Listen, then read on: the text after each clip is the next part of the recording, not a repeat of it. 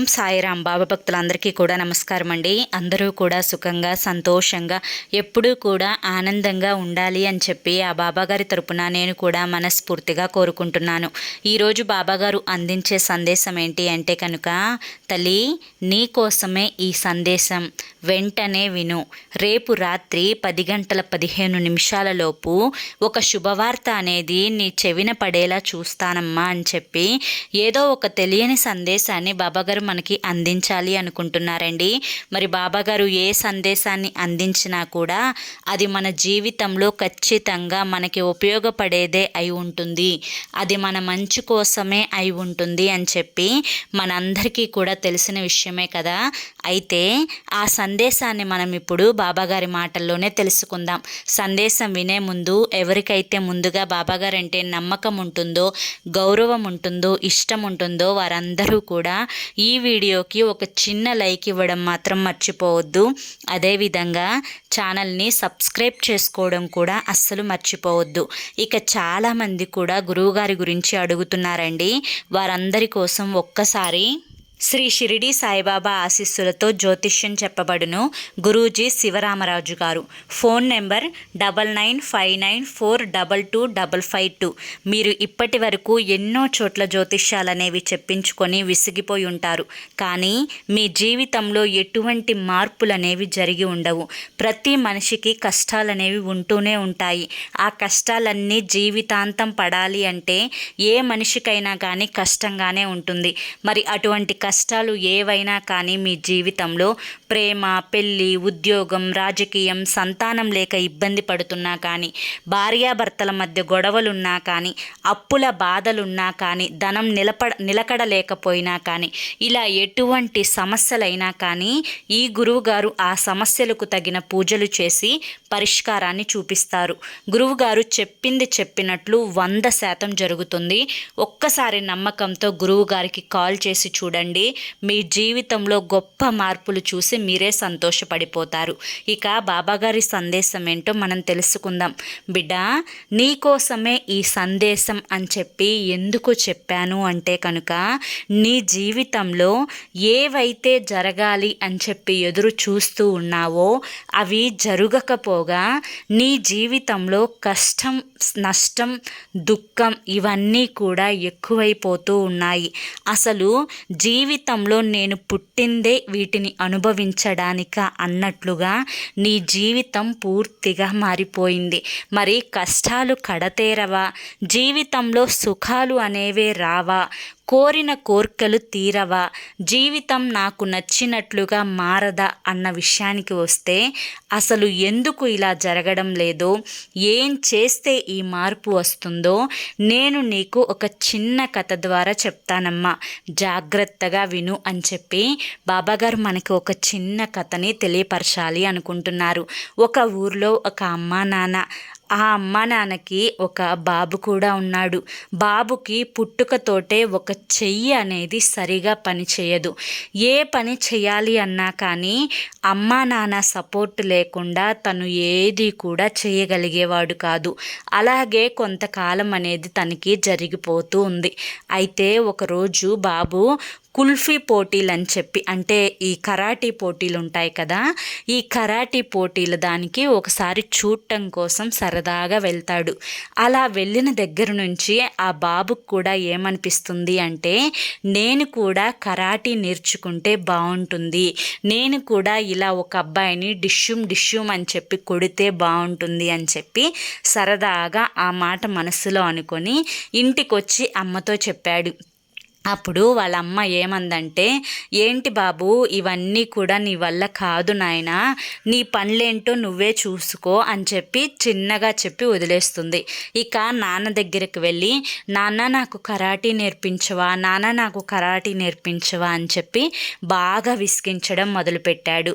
అయితే వాళ్ళ నాన్న ఏమంటాడు అంటే, ఏరా నీ పనులు నువ్వు చేసుకోవడానికే నీకు వేరే వాళ్ళ యొక్క సపోర్ట్ కావాలి. ఒక చెయ్యి లేదు అన్న విషయాన్ని మర్చిపోయి ఏం కోరుకోవాలో ఏం చేయాలో కూడా తెలియకుండా ప్రవర్తిస్తున్నావా అనేసరికి ఆ బాబుకి కళ్ళల్లో నుంచి నీళ్ళు వస్తాయి. ఎవరికైనా అంతే కదా, నాన్న కొంచెం దుడుసుగా సమాధానం చెప్తాడు. అమ్మ చెప్పినంత నెమ్మదిగా ఏ తండ్రి కూడా, ఎవరో కొంతమంది తప్పితే ఎక్కువగా దురుసుగానే సమాధానం చెప్తారు. ఇక వాళ్ళ తండ్రి అన్న మాటలకి ఆ బాబుకైతే కళ్ళలో నుంచి నీరొచ్చేసిందనమాట. నీరొచ్చి ఏదేమైనా కానీ నాన్న అన్నాడు కదా, నేను ఖచ్చితంగా కరాటీ నేర్చుకొని తీరతాను అని చెప్పి ఆ రాత్రంతా కూడా ఇదే ఆలోచిస్తూ కూర్చొని అమ్మ నాన్న ఇద్దరూ కూడా నిద్రపోయిన తర్వాత ఒక బ్యాగు తీసుకొని తనకు కావలసిన బట్టలు ఒక 2 జతలు పెట్టుకొని తనక బయలుదేరి ఇంట్లో నుంచి వెళ్ళిపోయాడనమాట. ఇక ఇంట్లో నుంచి వెళ్ళిపోయిన తర్వాత అమ్మా నాన్న చాలా బాధపడిపోయారు. వాళ్ళ నాన్న కూడా అనవసరంగా విసుక్కున్నానే వాడు ఇంట్లో నుంచి వెళ్ళిపోయాడు, ఒంటి చేతోడు ఎక్కడ ఏం తిప్పలు పడుతున్నాడో అని చెప్పి వెతకని చోటు లేదు. అమ్మ అయితే దిగులుతో మంచాన కూడా పడుతుందన్నమాట. ఇలా వాళ్ళిద్దరూ కూడా బాధని అనుభవిస్తూ ఉంటాడు. ఇక బయటికి పోయిన ఈ బాబు ఏమన్నా సుఖంగా ఉన్నాడా అంటే ఆ ఇల్లు ఈ ఇల్లు తిరుగుతూ ఎక్కడ కరాటీ నేర్పించబడును అని చెప్పి బోర్డు కనిపిస్తుందో అక్కడ వారి దగ్గరికి వెళ్ళి నాకు కరాటీ నేర్పించండి, నాకు కరాటీ నేర్పించండి అని చెప్పి అడగటం మొదలు పెడతాడనమాట. కొంతమంది ఏమో నీవు ఎప్పుడైనా నీ చేతిని చూసుకున్నావా, నీకు కరాటీ ఎలా వస్తుందనుకుంటున్నావు అని చెప్పి ఎగతాళి చేస్తారు. ఇంకొంతమంది ఏమో నీ దగ్గర డబ్బుందా, కరాటీ ఎలా నేర్పిస్తారు నీకు ఊరికినే అని చెప్పి అంటారు. ఇక ఒక చాటికి వెళ్తాడు. ఒక ఆశ్రమం లాగా ఉంటుంది. అక్కడ చాలామంది కరాటీ నేర్పించే గురువులు ఉంటారనమాట. ఇక ఈ బాబుని చూసి అడుగుతారు, ఎందుకు నాయనా ఇట్లా బయటికి ఎందుకు వచ్చావు, ఎవరు నువ్వు అసలు అని చెప్పి అడిగేసరికి అతను ఇంకా అంతా జరిగిందంతా కూడా చెప్తాడు. ఆ గురువు ఏం చూస్తాడు అంటే అతనికి చెయ్యి బాగోలేదు అన్న విషయాన్ని చూడడు. అతను ఆ కరాటీ నేర్చుకోవడానికి ఎంత పట్టుదల మీద ఉన్నాడు, ఎంత ఇష్టం మీద ఉన్నాడు, ఎంత ఆసక్తి మీద ఉన్నాడు, ఇది ఒక్కటే చూస్తాడనమాట. బాబు నీవైతే ఇంట్లో నుంచి కరాటీ నేర్చుకోవడం కోసం మాత్రమే వచ్చేసావా అని అడుగుతాడు. అవును గురువుగారు, నేను అందుకే వచ్చేసాను, నాకు మీరు కరాటీ నేర్పిస్తారా అని చెప్పి ఆశగా అడుగుతాడు. సరే నేను నీకు తప్పకుండా కరాటీ నేర్పిస్తాను. ముందైతే తిని ఎన్ని రోజులైందో, చాలా నీరసంగా ఉన్నావు, ముందు భోజనం చెయ్యి అంటే భోజనం కాదు, ముందు నాకు కరాటీ నేర్పించండి అని చెప్పి బాబు అడుగుతాడు. ఎన్నిసార్లు ఆ గురువు తినమని చెప్పినా కూడా నాకు ఒక్క స్టెప్ అయినా కానీ కరాటీ నేర్పిస్తేనే నేను తింటాను అన్న పట్టుదల మీద ఉంటాడనమాట. అయితే ఇంకా ఆ గురువు కూడా ఒకటి నేర్పిస్తాడు. అందులో దాన్ని ఏమంటారంటే ఒక పని, అందులో కరాటీ నేర్చుకునే విద్యలో ఒక విద్యని నేర్పిస్తాడనమాట. ఇది నేర్పిస్తున్నాను, నువ్వు ఇదే ప్రాక్టీస్ చెయ్యి, 1 గంట సేపు ప్రాక్టీస్ చేసిన తర్వాత భోజనం తినాలి నువ్వు అనేసరికి ఇక ఆ గురువు ఏదైతే చెప్తాడో ఆ ఒక్క చేత్తోనే అది ప్రాక్టీస్ చేసి తరువాత భోజనం చేస్తాడనమాట. ఇక ఇలా కొన్ని రోజులు గడిచిపోతుంది. గురువు మొదటి రోజు ఏదైతే ఒక్కటే చెప్పాడో అదే మళ్ళీ రిపీట్ చేసి చెప్తున్నాడు. ఇక ఒక 5 నెలలు ఇలాగే గడిచిపోతుంది. 5 నెలలు కూడా గురువు రెండో విద్య దగ్గరికి వెళ్ళకుండా ఆ ఒక్క విద్య అంటే చెప్పిందే మళ్ళీ చెప్తున్నారనమాట.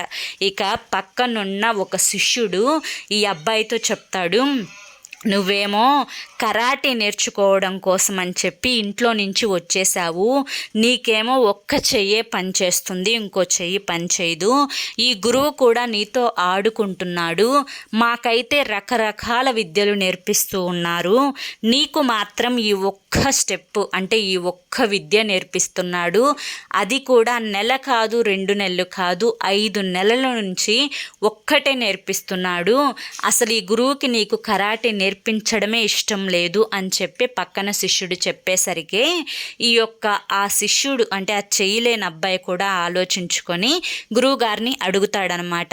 ఏంటి గురువుగారు, మీకు నేర్పించడం ఇష్టం లేకపోతే పర్వాలేదు, నేను వెళ్ళిపోతాను, అంతేకాని 5 నెలల నుంచి నాకు ఇదే ఎందుకు నేర్పిస్తున్నారు అని చెప్పి అడిగేసరికి, నీకేం తెలియదు నాయన, నీకంతా చెప్తాను, రేపొద్దున పోటీ ఉంది, ఈ పోటీలో నువ్వు పాల్గొనాలి, నువ్వు రెడీగా ఉండు, రేపొద్దున సిద్ధంగా ఉండు అని చెప్పి చెప్తాడనమాట గురువు.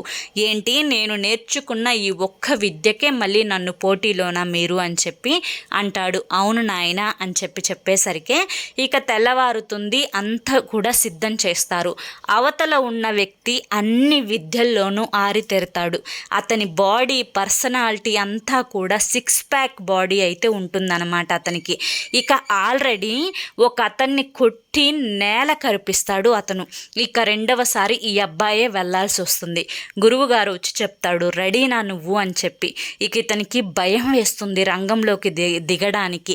వామ్మో, అతను చూసావా ఎంత భయంకరంగా ఉన్నాడో, నేను ఒక్క చేత్తో అతన్ని కొట్టగలుగుతానా, అసలు గురువుగారు ఏ ధైర్యంతో నన్ను రంగంలోకి దిగమంటున్నారు అని చెప్పి అనుకొని, ఏదైతే అది అయింది, నేను ఇంట్లో నుంచి వచ్చిందే దీనికోసం కదా, చావైనా బ్రతుకైనా ఇప్పటితోనే తేలిపోతుంది అని చెప్పి ఆ బాబు కూడా రంగంలోకి దిగుతాడు. ఇక మొదట ఎదుటి వ్యక్తి ఇతన్ని బాగా కొడతాడనమాట. బాగా కొట్టేసరికి ఇతనికి బాగా కోపం వస్తుంది. తరువాత ఆ ఎదుటి వ్యక్తి కంటి మీద కొడతాడు. కంటి మీద కొట్టేసరికి విపరీతమైన కోపం వచ్చి ఒక్కటే పంచ్, 5 నెలల నుంచి ఏ పంచ్ అయితే అతను నేర్చుకుంటున్నాడో ఆ ఒక్కటే పంచ్ బాగా కోపంతో అతనికి ఇచ్చేసరికి ఒక్క దెబ్బకు ఆ 6 ప్యాక్ ఉన్న అబ్బాయి నేల కరుసుకుపోతాడనమాట. ఇక అతనే గెలిచాడు అని చెప్పి అందరూ కూడా చప్పట్లు కొట్టేసరికి అతనే నమ్మలేకపోతాడు. ఇక ఇందులో విశేషం ఏంటి అంటే, ఆ కరాటీ ప్రోగ్రాం చూడటానికి ఈ అబ్బాయి యొక్క తల్లిదండ్రులు కూడా వస్తారనమాట. వాళ్ళు ఈ అబ్బాయిని చూసి, నేను అనవసరంగా నా బాబుతో గొడవ పెట్టుకున్నానే, నా బాబుని నేనే నమ్మలేకపోయాను, కానీ ఈ గురువు ఇతన్ని ఎంత చక్కగా తీర్చిదిద్దాడు, ఇవాల్టి రోజున విజయాన్ని పొందాడు అనే చెప్పి ఆ తల్లిదండ్రి కూడా అనుకుంటారనమాట. ఇక ఇతను కూడా తన చెవుల్ని తను నమ్మలేకపోతాడు. నువ్వే విజేత అని చెప్పేసరికి ఇలా ఆ ఒక్క పంచు అతన్ని గెలుపొందేలా చేసిందనమాట. అయితే ఇక్కడితో కథ ముగుస్తుంది. ఈ కథ ద్వారా బాబాగారు చెప్పాలి అనుకుంటున్న నీతి ఏంటి అంటే కనుక, తల్లి, ఎప్పుడైనా కానీ ఎన్నో రకాలు నేర్చుకోవాల్సిన అవసరం లేదు. అదేవిధంగా నీ మనసులో నీకు ఒంట్లో ఏదన్నా బాగోకపోయినా కానీ దీనివల్లే నేను ఈ పని చేయలేకపోతున్నాను అని చెప్పి బాధపడాల్సిన అవసరం లేదు. ఎందుకంటే ఇది నీ యొక్క పనికి అసలు ఒక అడ్డంకే కాదు, నీ మనసు మీదే ఏదైనా కానీ ఆధారపడి ఉంటుంది. అదేవిధంగా రకరకాలుగా 4-5 పడవల మీద కాళ్ళు పెట్టాల్సిన అవసరం లేదు. ఏదైనా కానీ ఒక్కదాన్ని ఎంచుకొని ఆ ఒక్కదాని కోసమే ఎన్ని సంవత్సరాలైనా కష్టపడు. అప్పుడు నీకు అందులో ఒక పట్టుత్వం ఏర్పడుతుంది, అందులో ఒక మెలకువ తెలుస్తుంది, అందులో ఒక జ్ఞానం తెలుస్తుంది, అందులో చేసే తప్పేంటో, చేయకూడని తప్పేంటో, చేయాల్సిన పనేంటో అంతా కూడా తెలుస్తుంది. కనుక ఏదైనా కానీ 4-5 పడవల మీద కాళ్ళు పెట్టకుండా ఒకటే పని మీద నిన్ను నువ్వు నమ్ముకొని ఆ పని మీద కనుక నువ్వు 100% ఎఫర్ట్స్ పెట్టావు అంటే తప్పకుండా ఎంత చిన్న దాంట్లోనైనా కానీ గొప్ప విజయాన్ని నువ్వు సాధించగలుగుతావు. నీవు సాధించాలి అనుకుంటున్న ఏ విజయం అయినా కానీ నీ యొక్క మనోధైర్యం మీదే ఆధారపడి ఉంటుంది, కానీ నీ యొక్క శారీరకమైన శక్తి మీద కాదు అని గుర్తుంచుకోవడం కోసమే ఈ కథ నీకు వినిపించాల్సి వచ్చింది. బిడ్డ, ఇక నువ్వు ఏదైతే జరగాలి అనుకుంటున్నావో, ఎవరి మాటలను విని నువ్వు కృంగిపోతున్నావో, ఎవరి యొక్క బెదిరింపులకు నువ్వు బెదిరిపోతున్నావో, ఏదైతే నీ జీవితంలో జరగవు అనుకున్నవి ఉన్నాయో అవి ఖచ్చితంగా నీ జీవితంలో జరిపించేలా నేను చూస్తాను. అదేవిధంగా రేపు రాత్రి 10:15 లోపు నీ చెవిన ఒక శుభవార్త పడేలా చూస్తాను. బిడ్డ, ఎవరైతే నిన్ను ఎగతాళి చేసి నిన్ను తక్కువ చేసి నిన్ను హేళనగా చూశారో వారితోనే, వారి నోటితోనే నువ్వు శబాష్ అని అనిపించేలా చూస్తాను. నీవు ఎవరి కింద కూడా లొంగాల్సిన అవసరం లేదు. బిడ్డ, ఎప్పుడో ఎవరైనా కానీ తెలిసో తెలియకో చిన్న చిన్న తప్పొప్పులను చేస్తూ ఉంటారు. కానీ ఆ తప్పులను సరిదిద్దుకొని సరైన మార్గంలో వెళ్ళేవారే అసలైన నిజాయితీ గల వ్యక్తి. ఎవరి పట్లనైనా కానీ ప్రేమ, క్షమాగుణము, అదేవిధంగా దయాగుణము ఉన్న ఏ వ్యక్తికైనా కానీ భవిష్యత్తులో కేవలం మంచి మాత్రమే జరుగుతుంది అని గుర్తుంచుకో. నీవు నీ బిడ్డల విషయంలో ఎటువంటి కంగారు పడాల్సిన అవసరం లేదు. ఎందుకంటే నువ్వు ఊహించిన దానికంటే కూడా నీ బిడ్డలు గొప్ప స్థాయికి ఎదిగే అవకాశాలు ఉన్నాయి. బిడ్డ, ఇక నీ యొక్క అర్ధభాగమైన నీ భర్త గురించి నువ్వు కొంత ఆందోళన చెందుతూ ఉన్నావు. తల్లి, నీ ఆందోళన కొంత సమయం వరకు మాత్రమే. నీ భర్త దగ్గర నుంచి రేపు 10:15 లోపు ఒక మంచి వాక్కు అనేది రాబోతుంది. కనుక ధైర్యంగా ఉండడానికి ప్రయత్నించు. నీవు రాసే ప్రతి పరీక్షలోనూ తప్పకుండా నెగ్గుతావు అని గుర్తుంచుకో. కానీ దానికి నీ శ్రమ, నీ పట్టుదల, నీ మీద నీకు నమ్మకం అనేది చాలా అవసరమని గుర్తుంచుకో. బిడ్డ, ఇక ఎవరైతే నిన్ను హేళన చేస్తూ ఎగతాళి చేస్తూ ఉన్నారో వారందరూ కూడా నోరు మూసుకునే రోజు చాలా తొందరలోనే ఉంది. అందరూ కూడా నీవు ఎదిగిన నీ స్థానాన్ని చూసి శబాష్ అనే రోజు చాలా తొందరలోనే ఉంది. నీవు ఏదైతే కలలు కంటూ ఉన్నావో ఆ కలలు కన్న ప్రపంచం నీకు చాలా తొందరలో దగ్గర కాబోతోంది.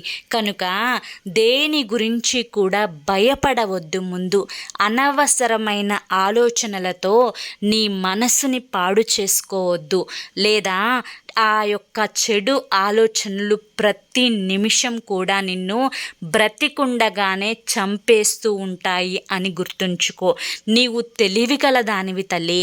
బిడ్డ, నా యొక్క బిడ్డ ఎప్పుడూ కూడా సంతోషంగా ఉండాలి, ఆనందంగా ఉండాలి, ఆరోగ్యంగా ఉండాలి అని ఈ తండ్రి కోరుకోవడం చాలా చిన్న విషయమే కదమ్మా.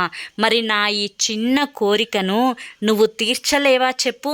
నీకు కావాల్సినవన్నీ కూడా దగ్గరుండి నేను సమకూరుస్తున్నప్పుడు ఈ తండ్రి కోరుకునే చిన్న కోరికను మాత్రం ఎందుకు నువ్వు లెక్క చేయకుండా ప్రవర్తిస్తున్నావు? తల్లి, నీవు ఆరోగ్యంగా, ఆనందంగా, సంతోషంగా ఉండాలనే కదా నా యొక్క తాపత్రయం. ఈ సందేశాలన్నీ కూడా నీకు చేరివేసేలా చేస్తున్నది కూడా ఇందుకే కదా. ఒక్కసారి నిన్ను నువ్వు అర్థం చేసుకొని నన్ను కూడా అర్థం చేసుకునే ప్రయత్నం ఎప్పుడైతే మొదలు పెడతావో నీ జీవితంలో గొప్ప మార్పులు అనేవి జరుగుతాయి అని గుర్తుంచుకో. అంతా కూడా శుభమే జరుగుతుంది.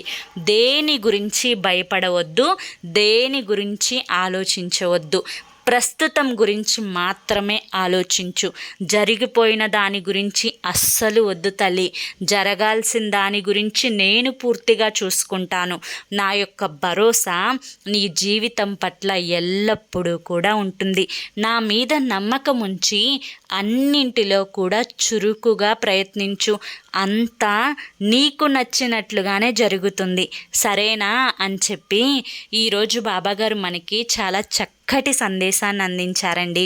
మరి బాబాగారు చెప్పినట్లుగా రేపు రాత్రి 10:15 మన చెవిన ఎటువంటి శుభవార్త పడబోతుందో ఖచ్చితంగా మనమందరం కూడా ఆ శుభవార్తను విని ఆనందించాలి అని బాబాగారి యొక్క ఆశ అన్నమాట.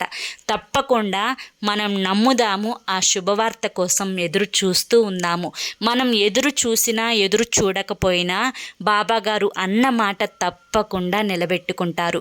మరి ఈ సందేశం మీకు నచ్చింది అనిపిస్తే ఒక చిన్న లైక్ ఇవ్వండి ఫ్రెండ్స్. మొదటిసారి మీరు సాయి పిలుపు ఛానల్లోకి వచ్చినట్లయితే సబ్స్క్రైబ్ చేసుకొని సపోర్ట్ చేయండి. మరి రేపు మరొక మంచి సందేశంతో తప్పకుండా కలుసుకుందాము. అంతవరకు కూడా బాబా ఆశీస్సులు మీపై ఉండాలి అని చెప్పి మనస్ఫూర్తిగా కోరుకుంటూ సర్వే జన సుఖినో భవంతు. ఓం సాయిరామ్.